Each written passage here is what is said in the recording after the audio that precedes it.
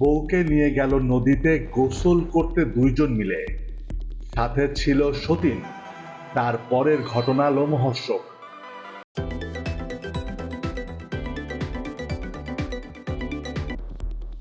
দ্বিতীয় বিয়ে করেও শেষ রক্ষা হলো না প্রথম স্ত্রীর। সতীন ও দ্বিতীয় স্ত্রী মিলে ফুসলিয়ে গোসল করতে যান প্রথম স্ত্রীকে নিয়ে নদীতে।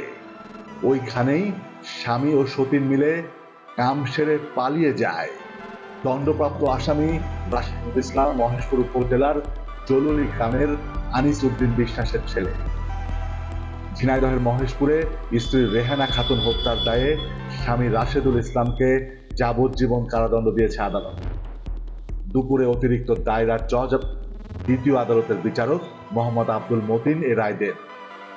মামলার বিবরণে জানা যায়, ২১ বছর আগে রাশেদুলের সাথে রেহানা খাতুনের বিয়ে হয়। রাশেদুল দ্বিতীয় বিয়ের পর তাকে প্রথম স্ত্রীকে শারীরিক মানসিকভাবে নির্যাতন করতে শুরু করে। এরপর ২০১৮ সালের ২৩শে জুলাই বাড়ির পাশের কোদলা নদীতে ডুবিয়ে রেহানাকে হত্যা করে। এ ঘটনায় তার পিতা মতলেব আলী বাদী হয়ে মহেশপুর থানায় হত্যা মামলা দায়ের করে।